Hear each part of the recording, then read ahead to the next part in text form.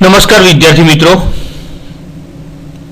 ધોરણ 10 સાયન્સ વિષય unit number 12 વિદ્યુત એના કેટલાક અગત્યના MCQ જે ઇમ્પોર્ટન્ટ છે એક્ઝામ માટે એની આપણે આજે ચર્ચા કરીએ અને એને સોલ્વ કરીએ.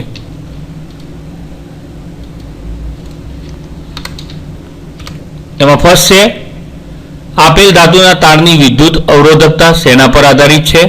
જેના ઓપ્શન છે તેની લંબાઈ, બી તેની જાડાઈ, સી તેનો આકાર અને ડી તારના દ્રવ્યનું સ્વરૂપ. નેક્સ્ટ છે એક વિદ્યુત બલ્બની ફિલામેન્ટ 1 એમ્પિયર વિદ્યુત પ્રવાહ ખેંચે છે. ફિલામેન્ટના આડછેદમાંથી 16 મીટર પસાર થતા ઇલેક્ટ્રોનની સંખ્યા આશરે કેટલી હશે?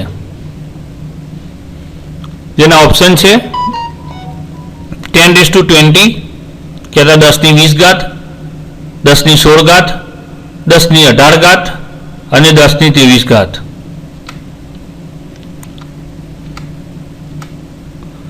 એ, બી, સી અને ડી ઓપ્શન તમને આપેલા છે. યોગ્ય ઓપ્શનને સિલેક્ટ કરી અને તમારે આન્સર કરવાનો છે. 1 એમ્પિયર જેટલો વિદ્યુત પ્રવાહ પસાર થાય છે 16 મીટરના આડછેદમાંથી. તમારે ઇલેક્ટ્રોનની સંખ્યા એમાંથી નક્કી કરવાની છે. તમારી જોડે 4 ઓપ્શન છે: 10⁻20, 10⁻16, 10⁻18 અને 10⁻23. નેક્સ્ટ 1/5 ઓહ્મનો એક એવા 5 અવરોધોને ઉપયોગ કરી મહત્તમ કેટલો અવરોધ બનાવી શકાય? એટલે કે 1/5 ઓહ્મના જે અવરોધ છે એવા 5 અવરોધોનો ઇક્વિવેલન્ટ રેઝિસ્ટન્સ કહેતા એક અવરોધ મહત્તમ અવરોધ કેટલો બનાવી શકાય? જેના ઓપ્શન છે 1/5 ohm, A option, B 10 ohm, C 5 ohm and D 1 ohm. Next, fourth, 1/5 ohm નો એક એવા 5 અવરોધોનો ઉપયોગ કરી ન્યૂનતમ કેટલા અવરોધ બનાવી શકાય? ઓપ્શન છે A 1/5 ohm, B 1/25 ohm, C 1/10 ohm and 1 D that is 25 ohm. Next, 5, L લંબાઈના અને A જેટલું સમાન આડછેદનું ક્ષેત્રફળ ધરાવતા એક નળાકાર સુવાહકનો અવરોધ R છે. 2L લંબાઈના અને તે જ દ્રવ્યના બનેલા એકબીજા વાહકતાનો અવરોધ R હોય તો આડછેદનું ક્ષેત્રફળ એટલે કે તમારે A ફાઇન્ડ કરવાનો છે, area of the cross section.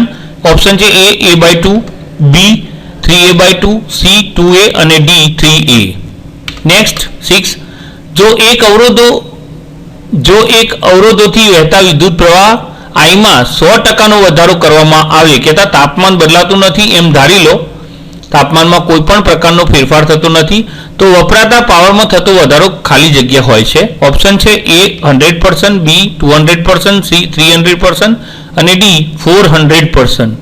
Next 7, અવરોધકતા બદલાતી નથી જો ખાલી જગ્યા A દ્રવ્ય બદલાવવામાં આવે, B તાપમાન બદલવામાં આવે, C અવરોધનો આકાર બદલવામાં આવે અને D દ્રવ્ય અને તાપમાન બંને બદલવામાં આવે.